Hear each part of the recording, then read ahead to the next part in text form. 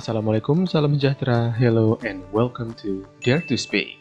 Hai guys, apa kabar? Semoga kalian semua sehat walafiat dimanapun berada. Amin. Masih semangat belajar bahasa Inggris kan?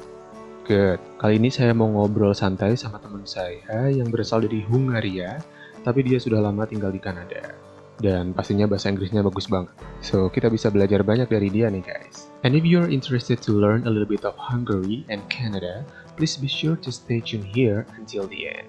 For me, I've never been to Hungary, but I would love to go there for sure. Someday. About Canada, I've been there before, and I can say that Canada has many nice and clean cities that lead the world in quality of life such as Vancouver, Toronto, Montreal, etc. Canada is a peaceful nation and is at peace with many countries. Canada has a low crime rate and Canadians are polite, courteous, and easy to talk to. And like what my friend said, Canada is a free and democratic society. Are you interested to live in Canada? Well, I'm interested, but yeah, hopefully someday.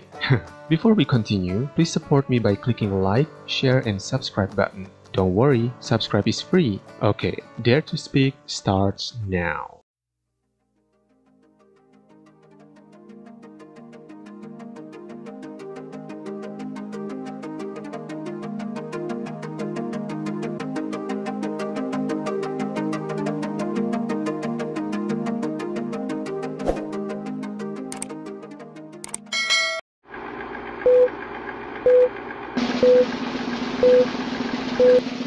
Hello, good afternoon, Tibor. Hi, how are you? Nice to see you. I'm great. Nice to see you. After all these, how should I say, months? How is everything there? Everything is fine. Of course, we have the situation here with the coronavirus. I'm in Montreal, Canada at the moment with my mother. We live just near downtown. It's a lovely suburban neighborhood. So I enjoy a little bit of quiet time, you know. Canada is a really lovely country. Since I don't have an income in the last almost 6 months, Canada is actually helping their citizens with substantial aid, you know, financial aid. So that's not the reason I came here, but I found it out as I came. But I figured I would take advantage of it. I'm thinking about starting my own business instead of working for other people. Yeah, tell me more about that. You know how I had this idea. I always told you about these goulash things that I used to make. But my plan is I will plan to buy those hot dog carts, you know, that people sell. And I'll buy a used one. I fix it up to a goulash cart. It's just to have fun in this meantime, you know. But basically, you know, to tell you that I don't know about in Indonesia how the rules are. Here there is a curfew, so people cannot go out after 8 p.m. until 5 a.m. in the morning. Only for emergencies, for your work, or if you walk a dog. So a lot of people have dogs. So they rent the dogs for other people who don't have dogs, so they can go out. That's a good idea. $200 an hour to rent the dog. My friends out there, they want to know who is Tibor. So maybe you can explain a little bit about who you are and where are you from? Well, my name is Tibor Eger. I was born in Hungary in 1964. Wow. Pretty good, huh? Yeah. I grew up in a modest family. My mom, she was a hard-working lady, and my father was also working on ships. She was a barge captain. So they gave us a really nice, comfortable upbringing, you know, with really solid values, family values, and happiness, so to speak. I got a fairly good education, and as I grew up, I had some jobs. My first job was working in a bread factory nearby cities. It was a big factory, so my job was a coordinator of the production. So it was all right, but I was about 18 at that time, and then after that, I worked for a shoe company. You needed a salesman. And then you would have to talk to people and sell the shoes. It didn't work out too much, so I couldn't sell a lot of shoes. I'm not a shoe guy. Okay, Do you remember how many jobs in total that you ever had? Well, a lot. About, I would say about 15 jobs at least. Later on, jumping ahead a little bit, when I started working on ships, I met a beautiful girl from England. She was a cat dancer. Wow. So she got a job in Monte Carlo, in Monaco. So I went to stay with her for like 7 months. And nice life. after a while, I got bored. So I went to Antibes, in the French Riviera, not far from Monaco. Yeah. And I wanted to work on the super yacht. I got an interview, and the lady said, "Okay, Tibor, sit down." So she was asking me the same question: "What have you done before? What kind of jobs did you do?" And I said to her, "Well, ma'am, I was everything except a hanged man." That's my baby picture. Well, when I was born, my mom had to work, and my grandma was the one who was looking after me when I was a baby. So it's like a porridge type of meal that she was preparing me all the time. I was consuming too much, so I became very fat, as you can see. A round baby. When my mom took me to the local nurse that looks after you just for checkups, she was like, "Oh my God, this boy is too fat." All I did was laying on my back and was eating this porridge type of meat, like an oatmeal. And then she said, "Don't give him any more of this because he's not going to be able to sit up. He's too fat." Let's go to the next picture, yeah? I told you about the goulash. This is a traditional Hungarian meal. So this was before I got together with Nora, the mother of my son, a year before, and I had always enjoyed having people over. That's my house in Tolna in Hungary.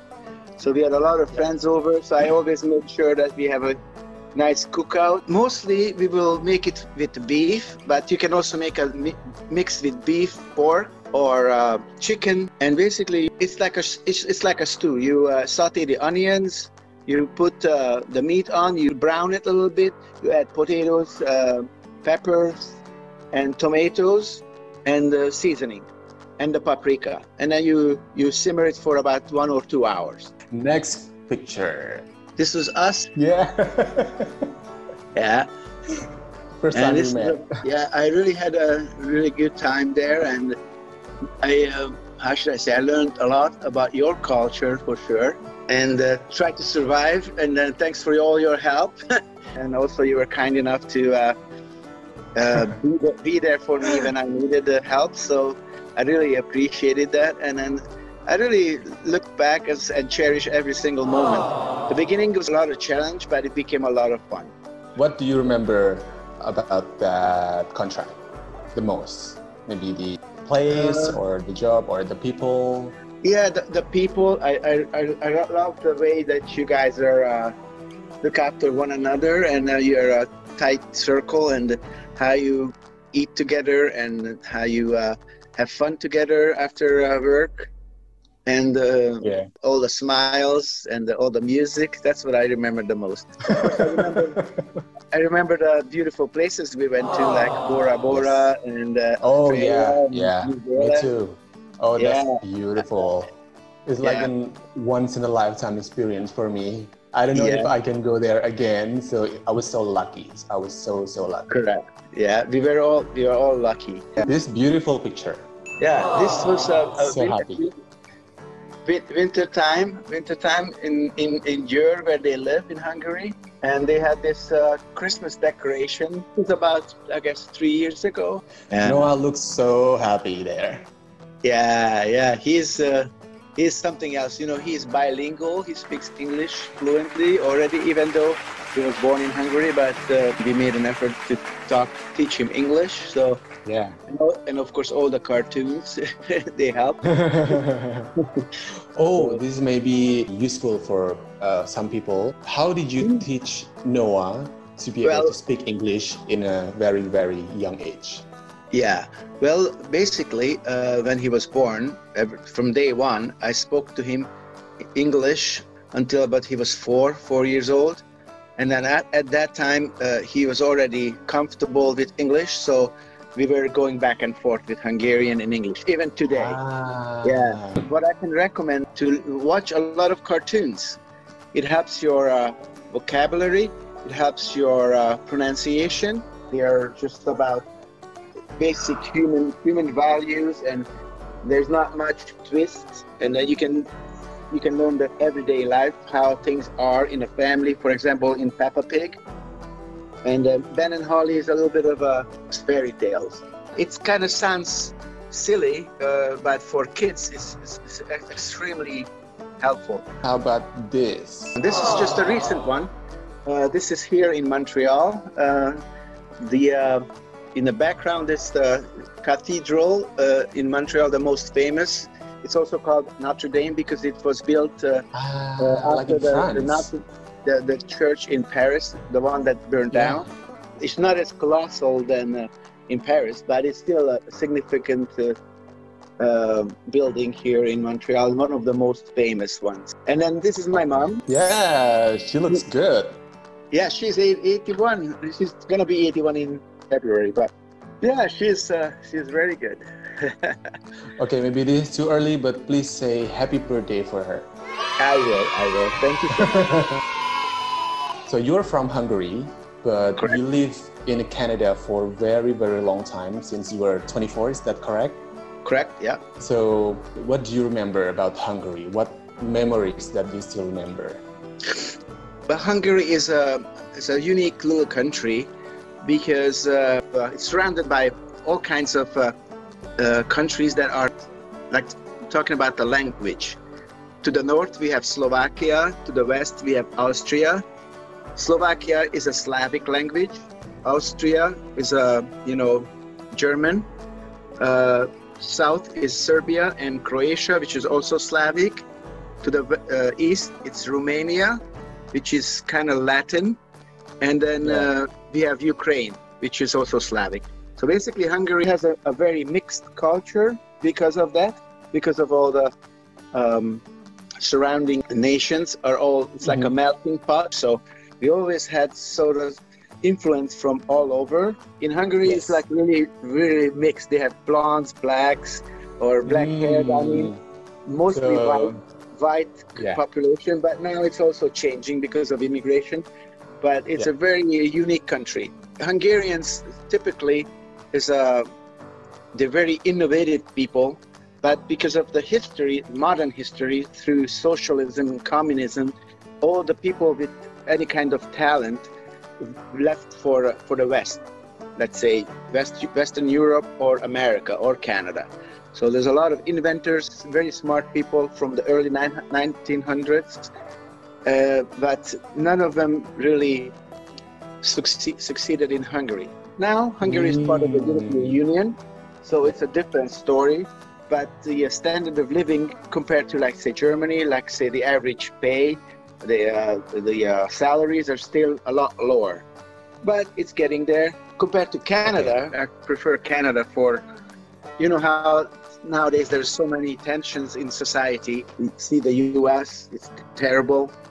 In Europe now, because of the migration and all these issues, it's the societies are really just going nuts. I feel that Canada is still somewhat the stronghold for modern day democracy, and I love Canada because of the people. They are very tolerant when it comes to religion and different view of opinions. You know, they're not as homophobic. I think Canada will be the country of the future because it has about 35 million population and the second largest country in the world. And they have a tremendous amount of natural resources, and also migration is controlled. It's more controlled.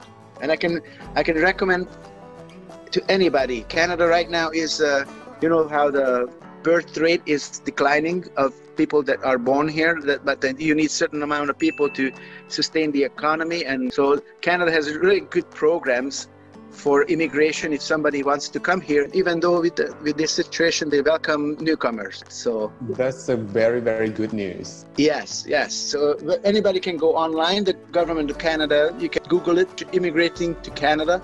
You can actually test your skills. There's a point system you can set up how if that's what you would be desiring, Yeah. then you can do a self-assessment. I heard that a few years ago and I was like a little bit interested. So I still have that in mind, you know, to, I don't know. But there are no maybe banana someday trees in live in Canada. No banana trees. That's fine. Once you have a job, a secure job, to make a comfortable life, both people, the wife and the husband, need to work. That's the only way. And then you make from an average salary, you make a nice and comfortable life, but you will not be able to save a penny. Now, if you are an entrepreneur or you come up with something good ideas that you do your own business, that's a different story. They have a good comfortable life, but it's all about the credit. Right. Okay, real estate understood. is expensive. Okay, maybe I will think about that again. Yeah. So I have plus and minus. You can still try it, and like I did. I lived here for 11 years, had a great life. Once you have your Canadian citizenship, then you can always come back and do whatever you like, which I'm doing. Wow, that's great information. Thank you so much. Yep. And You're last question. Shoot. So we are in this global pandemic, and you and me, we work in the hospitality industry, and it get badly effect on this. Yeah, So what do you think about that, and what is your idea for this topic? Well, it's hard to say, but I think it comes down to all the individual governments to realize that what is worth more, to open up the economy and allow people to make money throughout their businesses, which is a big part of any countries that has something to offer. Starting with traveling, it's all connected, right? It's not only about the restaurants, it's about the hotels, the airlines, the cruise lines, the individual Airbnbs or, motels, hotels. I'm really pessimistic at the moment, but also hopeful for the future, because it cannot be going on like that for too long, because people will basically starve. They're not going to have any income. Even the wealthy countries cannot pay the free money for forever. Here in Montreal, for example, where I'm right now, it's all about the French cuisine. It's all everything French. They have takeouts, but it's not the same, right? For example, I just read that in Italy, the hospitality industry rebelled against the government decision. So all restaurants, they just said, okay, screw it, we will open regardless. What news? Yeah, it is dangerous, but nobody can live in a bubble. I mean, it's impossible. So coronavirus will, one way or another, will get you. If your body is strong enough to handle it, you will survive, or you don't even notice it. For those unfortunate ones, sadly, then there is nothing you can do. We have cancer, for example. What about all these cancer people? Nobody talks about the cancer people. And how come they cannot make a cure for cancer? All of a sudden we get a cure for coronavirus. So this is very, in like 2 months after, in April, we have the virus already. So I don't know. Yeah. I don't know. But anyway, for me, it's really hard to believe what they say in the media. At the end of the day, we need to do something by our own. So we need to keep positive on that. Probably, I was always still trying to be a positive person. This was the first time, because I'm kind of consider myself as a global person. And this is the first time that I was really kind of, how should I say, scared of how everything just came to a stop worldwide. But I think by the end of this summer or the end of this year, governments will need to just realize that, okay, we need to change this, because that people need to have an opportunity to make money, to support themselves and their kids. Thank you so much for your time. You're welcome. You're welcome. I know it's very early there. I don't know why you cannot sleep again. Oh, I go to bed early. I go to bed with the chickens, with the roosters. Like 8:30. So thank you so much. You're Please welcome. stay healthy. Say hi for your mom. And Take keep in care. touch. I really appreciate this opportunity, and I wish all of your viewers the best and a lot of Thank you so happiness and health and courage and good luck in your English. My English is not the best either, but because of Canada, it's a clearer English, right? It's easier to understand. Yes, very easy. Yes. Thank you so much. You're welcome. Bye. Bye-bye. Terima kasih. What is thank you in Hungary? Köszönöm. Köszönöm. Szívesen.